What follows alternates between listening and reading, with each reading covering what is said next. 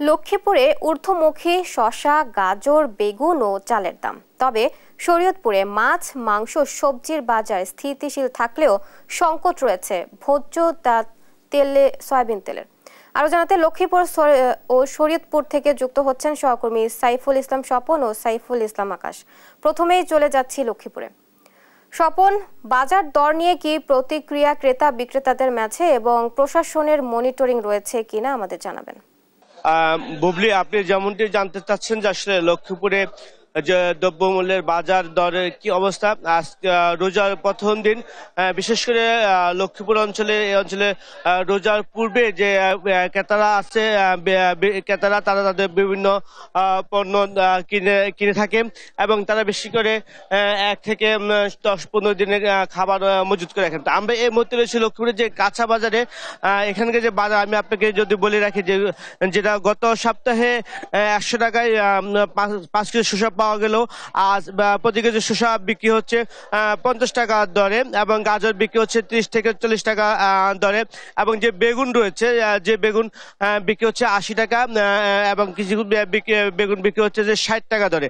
যে বেগুন গত সপ্তাহে দাম ছিল 40 টাকা থেকে 50 টাকা দরে এবং যে গাজর বিক্রি করা হতো 20 টাকা কেজি দরে, সেই গাজর এখন 30 থেকে 40 টাকা দরে বিক্রি করা হচ্ছে। এছাড়া যে অন্যান্য শাকসবজি রয়েছে, যে করলা 80 টাকা করে বিক্রি হচ্ছে এবং আমরা যদি আপনাকে বললি যে অন্যান্য যে শাকসবজি রয়েছে ওই শাকসবজি প্রায় আগের দরে বিক্রি হচ্ছে। বিশেষ করে রমজানে মানুষজন ইফতারের সময় যে গাজর এবং শসা এবং বেগুনি খেয়ে থাকে, সেই পণ্যগুলোর দাম বৃদ্ধি পেয়েছে। এছাড়া যে লক্ষ্মীপুরে গতকাল থেকে 1 মার্চ থেকে নদীতে মাছ ধরা বন্ধ রয়েছে। এই মাছ ধরা বন্ধ থাকার কারণে যে নদীর মাছ এখন বাজারে পাওয়া যাচ্ছে না, তার যে পুকুরে চাষকৃত মাছ এখন বাজারে পাওয়া যাচ্ছে এবং প্রতি কেজি মাছ এখন 20 থেকে 50 টাকা দরে বিক্রি করা হচ্ছে। এখানে আমরা যদি আপনাকে বলে রাখি যে তেলাপিয়া মাছ বিক্রি করা হচ্ছে 200 থেকে 220 টাকা, যে তেলাপিয়া মাছ ছিল প্রায় 180 টাকা করে। এছাড়া যে আমি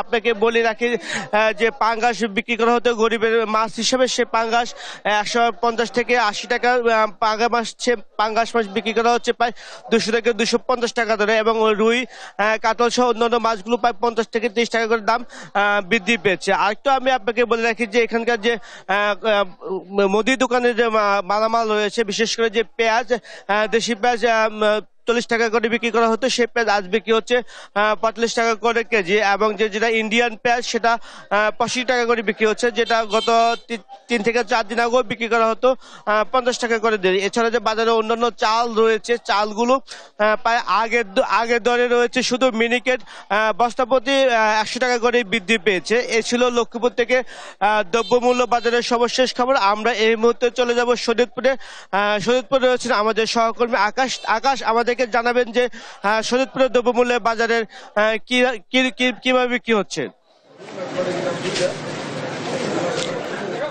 ধন্যবাদ স্বপন আপনাকে। শরীয়তপুরে প্রথম রমজানের নিত্য প্রয়োজনীয় যে পণ্যগুলো রয়েছে সেই পণ্যের দাম কম থাকলেও বেড়েছে কিন্তু তেলের দাম। সেক্ষেত্রে কিন্তু আমি এই মুহূর্তে অবস্থান করছি শরীয়তপুরে পালং বাজারে। এই বাজারের চিত্র যদি দেখাই, এই বাজারে কিন্তু আমরা দেখতে পেয়েছি গত 1 সপ্তাহের ব্যবধানে কিন্তু তেলের দাম অনেকটা বৃদ্ধি পেয়েছে। যেখানে খোলা তেল বিক্রি করা হতো 195 টাকা, সেখান থেকে কিন্তু 200 টাকায় বিক্রি করা হচ্ছে এবং যেই প্যাকেটজাত যে তেলগুলো রয়েছে, বোতলজাত তেল, সেই তেল কিন্তু সংকট রয়েছে। যারা কোম্পানি মালিকগুলো রয়েছে তারা কিন্তু এই বিভিন্ন পণ্যের মাধ্যমে এই তেলগুলো যারা বিক্রেতা রয়েছে তাদেরকে দিচ্ছে এবং যারা ক্রেতা রয়েছে তারা কিন্তু অনেকটা ক্ষুব্ধ এই তেলের দাম বৃদ্ধি থাকার কারণে। তারা বলছেন যে এই রমজান মাসে তেলের ব্যবহারটা যেহেতু ইফতারের রান্নাবান্নার ক্ষেত্রে ব্যবহার বেশি হয়ে থাকে, সেক্ষেত্রে এই তেল না থাকার কারণে কিন্তু তারা খোলা তেলের দিকে যাচ্ছে এবং যারা ক্রেতারা রয়েছেন তারা কিন্তু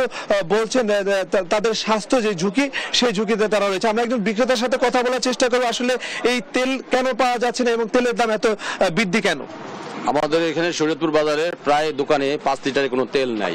আর দ্বিতীয়ত কোনো কোম্পানির থেকে যখন আমরা তেল চাই তখন তেলের সাথে তারা কি বলে যে আমাদের অন্য কোনো পণ্য আছে ওগুলো নিতে হবে, যদি নেন তাহলে আমরা তেল দেবো। এবং কি এরকম অনেকটা অর্ডার নিয়েও আমাদের থেকে তেল দেয় না। না দেওয়াতে তখন আমরা কি করি, আমাদের যে পার্সোনাল কাস্টমার না, প্রত্যেকটা মান্থলি যে কাস্টমার আছে ওরা আইসা বা এমনি পাবলিক কাস্টমার যারা আছে এরা আইসা আমাদেরকে 5 লিটার তেল চায়, আমরা তেল দিতে পারি না। ততক্ষণই তাদেরকে বলি আমাদের কাছে খোলা তেল আছে, খোলা তেল নেন।